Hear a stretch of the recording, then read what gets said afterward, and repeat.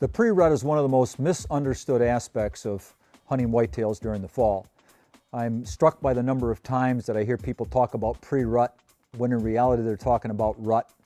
Well, the pre-rut to me, and probably to many serious deer hunters, is that period of time from about when bucks peel their velvet, the end of August, early September, to about mid-October.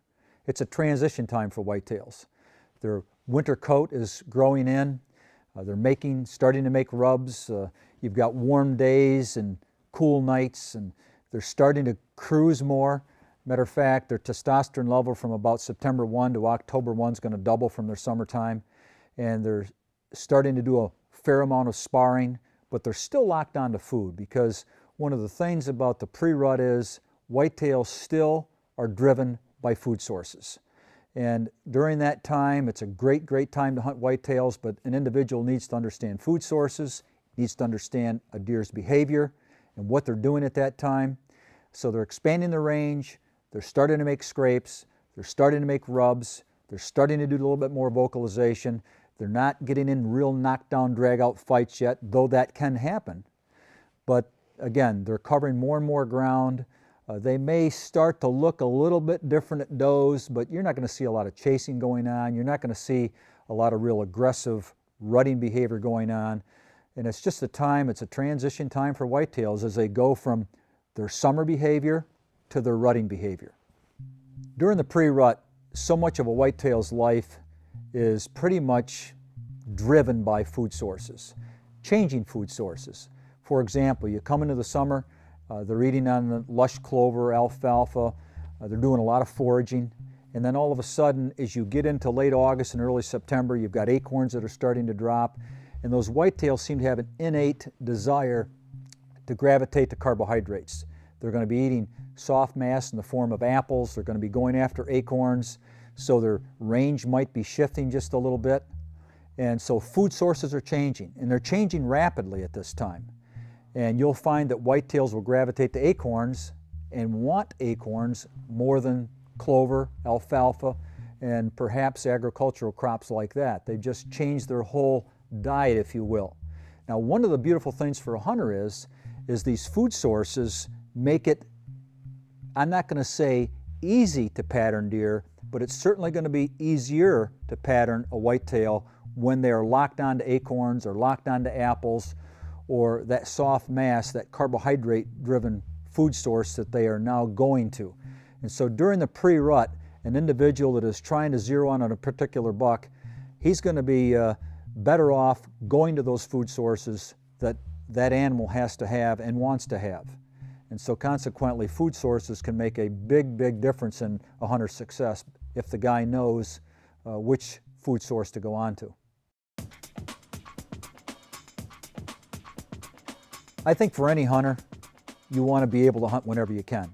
So during the pre-rut, you want to be out there morning, maybe midday, and even in the afternoon. But I have found over the years that in our study of whitetails, that in the pre-rut time, we have found that the afternoon, the last 2-3 hours of the day, seems to be always better than early morning. And that has a lot to do with the way whitetails feed. They might be up during the night feeding, and then all of a sudden around daybreak, they're bedded. They're on their bellies, they're not moving.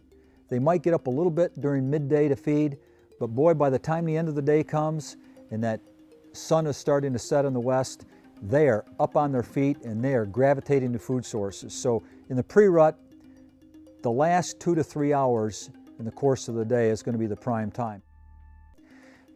Temperature is going to play a huge role in what kind of deer activity you're going to have. Rather than just saying a specific temperature, I think the thing to remember is what is the normal air temperature at that time of the year for the region of the country you're hunting in. If it's normal, you're going to see great activity towards the end of the day. The other thing about deer movement is going to be what type of weather fronts do you have. Because if you've got a front coming in, you're going to have the barometric pressure dropping, you're going to find that deer are going to be feeding more. The storm hits, it might rain, and maybe the wind comes up with the rain, and you're going to find those deer on their bellies. And then all of a sudden, that front's going to pass, the barometric pressure is going to start to rise, and when that barometric pressure rises, you can bet you're going to see deer moving and moving a lot. And the last couple of hours in the day, when you've got that kind of a situation set up, you're going to see a lot of deer activity. During the fall, from a behavioral standpoint, you're going to find that whitetail bucks are going to change drastically. During the latter part of the summer, late August, velvet is drying down, antlers are totally grown. You're going to see bachelor groups of bucks. They're going to actually be grooming each other. You're going to be in feeding areas and you're going to be looking at them through your binoculars and you're going to see them walk up to each other and they're going to be licking and grooming each other. And then when that velvet peels, everything starts to change. The testosterone starts to rise. They're covering more ground. They're meeting up with bucks they've never seen before. And in the course of all of that, you have this whole aggression factor kick in. So they're changing behaviorally. They're going to start to do some sparring. Their neck muscles are starting to get larger. They're starting to develop an attitude, and that's pretty much testosterone driven. And so as you inch further and further into September, into the first part of October, now you can see a fair amount of aggression in a whitetail buck, and you might even see some real interesting fights take place as dominance has started to be set up, because these bucks are really trying to come up with a dominant structure here. Who's going to breed these bucks in a particular, breed these does in a particular area? And so a lot of things are happening in a 45-day period from September to the middle of October from a behavioral standpoint. That whitetail buck is nowhere near the same deer he was in August. He's an aggressive machine. He's going to start making a lot of scrapes by early October. He's going to start rubbing. He's going to start fighting. He's going to have eyes for the does now. You're going to see the bachelor groups have been broken up. And so there's a lot of things that change from a behavioral standpoint. When you start talking about how to hunt whitetails during the pre-rut, there's a lot of great strategies that a lot of people use.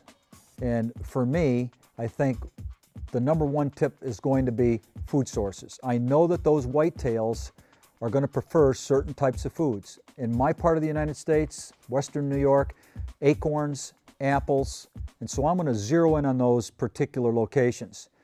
But you've got to be able to get them close enough to your stand. Understand that as you get closer and closer to October and then move into October, now there's going to be a fair amount of vocalization going on within the whitetail population. Those does are going to be bleeding.